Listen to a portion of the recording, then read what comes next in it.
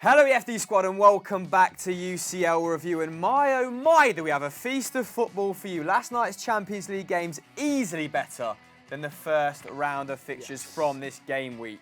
Arthur, I'm going to be talking about Arthur, more Arthur, I love him. Xavi reincarnate, what a beautiful little footballer. But actually, we're starting with Dortmund versus Atletico Madrid because this is a game you watched. Yes, because Dortmund inflicted Diego Simeone's heaviest ever defeat as Atletico Madrid manager. That's over 390 games, beating them 4-0 at the Westfalenstadion. Now, he has conceded 4 before, but on all of those occasions, 3 of them, his team have scored as well. That's 2 versus Madrid and 1 versus Barcelona. In the process, Borussia Dortmund maintained their unbeaten start to the season. 12 games, 10 wins, 2 draws. Impressive, man. 37 goals scored and just 8 conceded. Even more impressively is that they've got an average age of just 24. That's the youngest in the entire competition, the Champions League. I mean, I can't believe it. It's actually happening. 24 Who said years Favre old. was boring? I know, 100%. We did. What's even more impressive is I think they're only one of 3 teams that have won all 3 games in the Champions League so far this season, and the other 2 are Barcelona and Juventus. On paper, this one looked like an even game. 48 possession versus 52% possession, 13 shots versus 11 shots, but in reality, Atleti didn't really create that many clear-cut chances. Okay. Borussia Dortmund created lots of really clear-cut chances and outperformed expected goals yet again. Lucien Favre is a magician. Nobody knows how he's doing it. His side, Borussia Dortmund's side, are already 12 goals ahead of expected goals this season. That's why Pato hates him, because Lucien Favre's management style cannot be explained statistically. For expected goals, he can't quite put his finger on him, and it riles him. It's ridiculous. I don't know how they're doing it. Last night, they scored 4 goals from 5 shots on target. They are the most clinical team in Europe, Borussia Dortmund. Sean Dyche levels. Everything they hit goes in. They're literally, he's like an even more magical and mystical Sean Dyche. Don't say it. I thought you were going to say Dortmund are the Burnley of Germany. No, I was going to say, no, don't do it. That would be harsh, but he's doing really well, Favre. Yes, and his substitutions were really effective, weren't they? They had a huge impact on the game. He brought on Raf Guerreiro, who we liked last season, was a central midfielder converted originally from left back. He scored 2 goals after coming on, and Jadon Sancho, of course, scoring. Debatable whether it was onside or not. But again, filling his numbers out, isn't he? Witsel continues to be the main man for Dortmund, though, in that midfield. 100% of his dribbles completed, 100% of his tackles won, 93% of his passes completed, with 12 ball recoveries and 1 goal to what a boot. Performance. Ironically, though, it was a Real Madrid loanee putting the sword to their City counterparts. Achraf Hakimi, he inflicted the Real damage. Ooh. Did you mean that in the script? No, I didn't. Put the real damage. I've just written Rio. I've read it as a pun. It wasn't. Anyway, he got 3 assists from left back. He's a huge creative force down that left-hand side, isn't he? And his tally is now 5 assists in just 5 games. He actually scored 2 goals in 9 games for Real last season. He's a real goal threat. He's got a real engine on him. Hats off to Jadon Sancho, of course. He continues his remarkable rise, becoming the 3rd youngest Dortmund player to register a Champions League goal after Paslak and Pulisic. So, congratulations to him.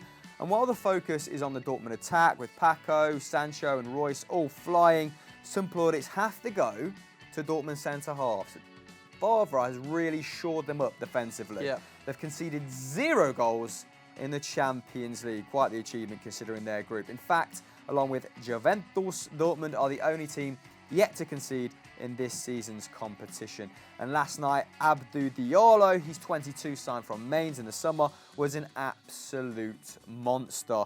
50 passes with a 93% pass accuracy, so he's comfortable on the ball, it would seem. 1 key pass, 6 tackles and interceptions, 8 clearances, and 3 aerial duels. And like you said, really low average age in that squad, but some really mature performers in that back line, along with Zagadou, along with Kanji. They look like they could have a really set defence for the next 3 years at the very least. Yeah. So at least now, in comparison to the Dortmund of last season, they have a sound defensive platform to build on, because obviously after 8-9 game streak at the start of the season, defensively woeful. But how far can Dortmund go? Dark horses, mate. Because they're defying expectations in the league, in the Champions League at current. So let's hope that Lucien Favre's men can continue this at least until early next year, make it interesting in both competitions. And the yellow wall, by the way, shout out in Jadon Sancho's name. Yeah. Imagine being 18 and experiencing Class. that. Absolutely mad. Our next game takes us to Catalonia, where Barcelona easily dispatched of Spalletti's Inter Milan. Yes, indeed. Barcelona have a pretty good record against Inter Milan, only losing once, and that came back in 2009-2010, of course, that semi-final. But in this game, they were without Messi, weren't they? Of course, fracturing his arm at the weekend, that horrible fall.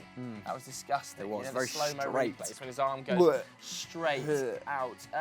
They have won 77% of the Champions League games without him, so still pretty impressive. Find a way. Even without Lionel Messi, that's 20 of 26. But surprisingly, it was actually Rafinha who filled in on that right-hand side instead of Ousmane Dembele. A lot of people would have been thinking that the Frenchman would start this one in the absence. Was booting off. No Malcolm, no Dembele. Yeah, I bet. It's only, I think it's only Rafinha's third start of the season as well. So he's not been getting an awful lot of game time. And of course, he returned from Inter Milan, where he was on loan last season, didn't he? And he popped up for the first goal. Talk us through that assist, Hamill. Oh, the Luis Suarez How's it happened? rolling it across the top of his Yeah. foot. That's how you get out of a bunker in golf. It was absolutely gorgeous. Luis Suarez is a good passer, a good creator, but I've never seen him do something so delicate. It's outrageous. It was one of the best assists I've seen in the Champions League. Oh! It was Pirlo-esque. I mean, yeah, if you haven't already seen it, make sure you go and watch it. That is his second assist in 3 Champions League starts, so he might be struggling for goals, but creatively, he's still a real presence, and he played really well in this game. He has been battering the door down of the goal in the last 2 fixtures, hasn't he? I know he scored the penalty on the weekend, but he probably could have had 2 or 3 in that game as well. I think across these 2 games, 15 shots, 1 goal. So they are coming, like you said. It is coming, isn't it? In the process, though, with that Rafinha goal, he became the 78th scorer for Barcelona in the Champions League. That's the most of any club. Arguably, some are saying that Barcelona are the greatest Champions League club ever. However, I will say that Real Madrid, having won 3 on the bounce, are pushing them pretty close. Yes, that could be the title question. Oh, is that why it's in the script? I'm guessing that's why it's in the script. That probably is the title. Welcome to the clickbait farm. Inter, though, rarely threatened, did they? No. Barcelona totted up like 21 shots into just 9 and 13 efforts in the box Barcelona had. That's way too much space for a Barcelona team. Spalletti needs to be doing more. 13 shots in the box is unacceptable against players of the calibre of Suarez. Mauro Icardi doesn't mind not getting involved in build-up play in stark comparison to Suarez, who will drop deeper and deeper to get involved in play. So the fact he was a peripheral figure, not surprising, but even he couldn't really cause Barca any problems defensively, and I think that was because of the solidity further up the field, which I'm going to talk about in a minute. Yeah, I think you're right, but having said that, not many teams have gone to the Nou Camp in the Champions League and caused Barcelona problems. Barca have won 25 of their last 27 Champions League games at home, scoring 85 and conceding 13. So Dirty. Inter Milan were always going to struggle in this one, but Barcelona, very good. Yes, and like I said, largely owed to the control displayed by this Barcelona side, with Busquets, Rakitic and Arthur completing 262 passes between themselves. Vile. Awful, only 99 shy of Inter's total as a team throughout the 90. And I've got to say, Coutinho, not great in the night. Suarez, misfiring, but still very busy. Right-hand side, Rakitic coming into the centre, heavily relying on Sergio Roberto, sort of bombing up and down that right-hand side. The midfield had to be good, and they were emphatically good. And you love Arthur. Oh. Would you stop banging on about Arthur? Well, I just can't help myself. I've got a soft spot for creative Brazilians, and he continues to go from strength to strength. It's only his 6th start of the season. He's already a fan favourite. He was subbed off when the game was secure with 15 minutes to go, and Valverde was booed. Roundly booed by 90,000 people. They just love him, don't for they? taking off. They love him. He wears the 8, but he plays like a 6, and just the way he guards the ball, just his first touch, the pace of his passing, the general tempo of his play. Nothing that we can define statistically speaking, but very easy on the eye. He's become the apple of my eye this season. Anyway, the 22-year-old Brazilian on the night completed 3 dribbles, 2 tackles, 1 key pass with a 95% pass accuracy. And if he continues to play like this, I think this was his best performance of the season, despite playing very well against Spurs as well. The Xavi comparisons will start to be justified. Has to do it over a sustained period of time, of course, but they've been looking for that type ever since he left, haven't they? Yeah, it's a big claim. Big claim to be comparing him to Massive Xavi claim. after But 10 I've gone games. in 2 feet. Yeah. I've committed and I'm going with it, all right? It does help when you're playing next to one of the greatest defensive midfielders of all time in Sergio Busquets, who continues to defy Father Time, actually. Despite playing more than 40 games a season for the last 10 years, he was, once again, probably the best player on the pitch. Captain as well for the night. 99% pass completion, misplaced just 1 pass, I think. 6 tackles, 3 blocks, and 2 take-ons. Get in the bin. And he absolutely embarrassed Martinez at one point as well. Just flicked it over his head. It was about the 80th minute. Everyone's ran themselves into the ground, and he's just still taking the absolute piss. Rakitic as well, probably the most underrated man in that side. Roundly criticised when he puts in a bad performance by the Barcelona faithful because he's not necessarily a Barca type player. He's an all-rounder. He's a brilliant all-rounder. He grabbed the assist for the second with a very nice pass into Jordi Alba. I'm going to touch upon in a second. He also completed a game-high amount of passes, clocked up 3 dribbles, and won 3 aerial duels to boot. So that triumvirate complementing each other very nicely. Very nice indeed. Thought you were going to say something. You're not. I'm coming back in. Inter Milan, Vecino and Skriniar put up good defensive numbers. We love Skriniar, don't we? I was looking for redeemable features in this Inter Milan side. There weren't many. Skriniar was actually great. His passing was very good on the night, very aggressive, and doesn't mind bringing the ball out. I can see him playing for a more progressive side, and I can see why Inter was so keen to lock him down. They put in 14 tackles and interceptions between them. And Handanovic made 9 saves on the night, which is a record for an Inter keeper in a UCL game, joint with Toldo, who also made 9 against Arsenal. Who? Toldo. Tol who? Put a bit of respect on his name. He's a great goalkeeper. He couldn't keep out Jordi Alba, though, towards the latter stages of the tie, who secured the 3 points with a galloping run and a lovely finish into the right-hand side of the net. He's now been involved in 4 UCL goals, more than any other defender in the competition, and he's someone that continues to age extremely well. I think he was just looking at Coutinho for the whole night thinking, how can't you cut in? Why won't you cut in effectively? I'm going to do it myself. And he bagged. Yeah. Man City, Juve, Barca, clearly the front runners for this competition now after Dortmund. Match day 3. Dortmund, underdogs. Who do you fancy? Let's poll it.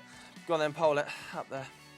The final game we're looking at is an absolute thriller between PSG and Napoli. What happened, Hamill? Yeah, I only saw the goals in this game, really, so I don't know how it went in general, but you've scripted it, so we're rolling with it. PSG came from behind twice to take a point against the dogged Napoli to keep their qualification hopes alive. Liverpool now on 6 points, Napoli on 5 points, PSG on 4. Of course, Red Star Belgrade, the whipping boys in that group, but there's some very tasty ties left. Yes. And that was sort of a big point for both teams, although it doesn't do either of them any favours in terms of pulling away. Yeah, just staying in it for PSG, really, isn't it, at this point? The second equaliser didn't come until the 93rd minute, and it was a screamer from Angel Di Maria, cut in from that left-hand side, didn't it? And the guy has got Sven Bender. Yeah. Anyway, he's been brilliant for PSG in 2018. 36 goal involvements, 24 goals, 12 assists, at least 6 more than any other player in the squad, considering the creative forces they've got going forward. That's crazy, isn't it? So still very much the fulcrum of that side. And it was a very attacking lineup, wasn't it? It really was. 4-2-4? Pretty much. Pretty much a 4-2-4. Disgusting. I'm not sure if they've found a balance yet, but that is a scary prospect for any side facing them. A draw, probably a fair result I've got down here, as it was an incredibly tight game. PSG having 15 shots to 14, 6 on target, 2-5. But Neymar did drag the Parisians through this, and we watched the highlights this morning. 12 dribbles completed. 12 against Napoli. That is absolutely sickening. Someone take the man to a doctor right now. 4 key passes, 3 chances created, 101 touches. On the other end of the spectrum, Mbappe uncharacteristically poor. Only 48 touches. when he's averaging close to 70 per game for PSG this season. So didn't have it his own way this time, did he? Was he like carefully marshalled by Koulibaly? Did Alan do a job on him? Neymar was absolutely running things. And when Neymar's hogging the ball, Mbappe tends to be slightly isolated. And I think Napoli did do a good job defending against him, but they were having to double up on Neymar. Such was the form he was showing last night.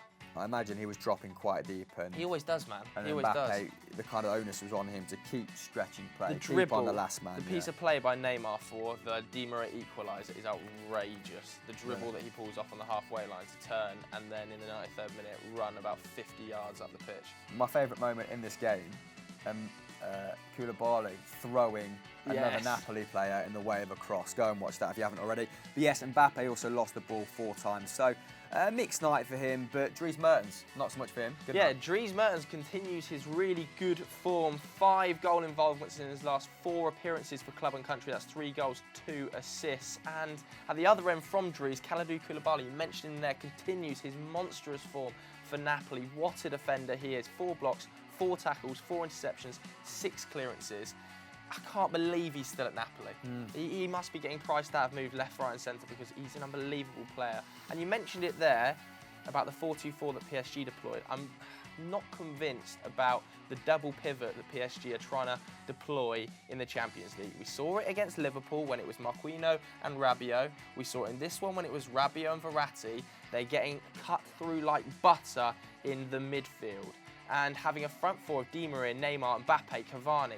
It's exciting on paper, and sure, it creates a hell of a load of chances, but on European nights, you need a little bit more grit for me in the midfield than those two are currently providing, and that they provided away at Anfield with Marquinhos playing in the central midfield. Still can't pronounce his name. Marquinhos. I think they'll try and get a 6 in January because... I'd be surprised if they didn't. They just haven't replaced Motta, have they? No. They really haven't replaced Motta. Another significant problem for PSG was the Napoli fullbacks playing early crosses in behind the defence for PSG. It happened a lot in this game. There was an early chance. I think it was Mertens who hit the bar, and then it was a left-back playing it in, and then the same happened on the other side. Mertens scored. Within the first 20 minutes, they created 2 goal-scoring opportunities from early crosses in behind the centre-back. So a real problem that PSG need to solve. Decent, interesting. Next up, though, for Carlo Ancelotti, a tough game against Roma on the weekend, whilst PSG travel to Marseille, don't they, for the biggest derby in France. We were meant to be at that game, but instead, I'm throwing a house party, so we decided to stay here. I mean, you know, doesn't feel like a win, does it? It's going to turn out to be a big win. So that was the UCL review for another game week, guys. We'll see you next time on FD and EFD. But in the interim, go and watch. Coming out today is the top 10, I would imagine. Actually, it's not. It's probably hot takes because it's Thursday and we've switched them round. Hot takes, me and you on it as well. I saw a little bit of editing earlier that Kieran Carlin had produced and it looks quite muggy, I'm not going to lie. So if you enjoy watching me and Hamill get hammered, we'll go and watch it. Bye.